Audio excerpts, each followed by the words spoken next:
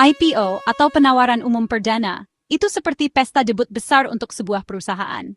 Ini saatnya perusahaan memutuskan untuk menjual sahamnya ke publik untuk pertama kalinya. Bayangkan seperti mengundang semua orang untuk memiliki sepotong kecil dari bisnismu. Perusahaan melakukan ini untuk mengumpulkan uang untuk pertumbuhan, membayar hutang, atau memungkinkan investor awal untuk mencairkan investasinya. Ini langkah besar.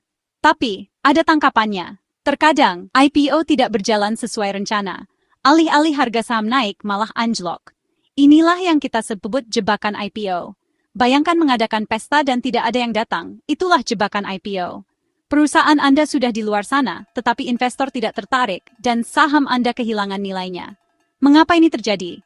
Nah, terkadang perusahaan terburu-buru melakukan IPO sebelum mereka siap. Mereka mungkin belum memiliki catatan keuntungan yang kuat, atau mungkin investor tidak yakin tentang masa depan mereka.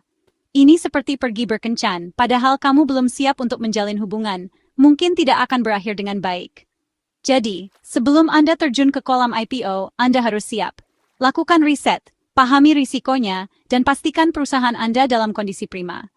Ingat, go public itu seperti maraton, bukan lari cepat. Sekarang, mari kita bicara tentang apa yang terjadi di tahun 2024. Kondisinya tidak bagus. Banyak perusahaan, tepatnya 41, memutuskan untuk go public. Mereka bersemangat, penuh harapan, dan siap untuk menaklukkan dunia. Tapi kemudian, jebakan IPO menutup. Dari 41 perusahaan itu, 31 di antaranya, itu lebih dari 75%, mengalami penurunan harga saham. Beberapa turun sedikit, tetapi yang lain terjun bebas. Misalnya, Asli, perusahaan teknologi baru yang menjanjikan, melihat harga sahamnya anjlok dari Rp89 menjadi Rp50. Aduh, itu seperti membeli mobil baru dan kemudian mengetahui harganya hanya setengahnya keesokan harinya. Tentu saja tidak semua orang gagal. Beberapa perusahaan yang beruntung, seperti Ali dan MKAP, berhasil bertahan. Harga saham mereka tetap sama atau bahkan naik sedikit. Tetapi sebagian besar, tahun 2024 adalah tahun yang mengecewakan bagi para calon IPO. Ini menunjukkan kepada Anda, go public adalah bisnis yang berisiko. Ini bukan jalan yang pasti menuju kekayaan, dan tentu saja bukan untuk orang yang penakut. Jadi, mengapa begitu banyak perusahaan jatuh ke dalam jebakan IPO di tahun 2024? Satu kata ukuran. Banyak dari perusahaan ini terlalu kecil untuk menangani tekanan pasar saham. Ini seperti mengirim anak kecil untuk bermain di NBA. Mereka belum siap untuk tingkat kompetisi itu. Perusahaan yang lebih besar memiliki beberapa keuntungan dalam hal IPO. Pertama, mereka cenderung lebih stabil. Mereka sudah ada lebih lama, memiliki lebih banyak pelanggan, dan cenderung tidak terpengaruh oleh naik turunnya pasar. Ini seperti perbedaan antara pohon ek yang kokoh dan pohon muda yang tipis. Pohon ek dapat menahan badai, tetapi pohon muda mungkin patah menjadi dua. Kedua, perusahaan yang lebih besar memiliki lebih banyak sumber daya. Mereka memiliki uang, orang, dan pengalaman untuk menavigasi dunia pasar publik yang kompleks. Ini seperti memiliki tim Sherpa ahli yang memandu Anda mendaki Gunung Everest. Anda lebih mungkin mencapai puncak dengan bantuan mereka.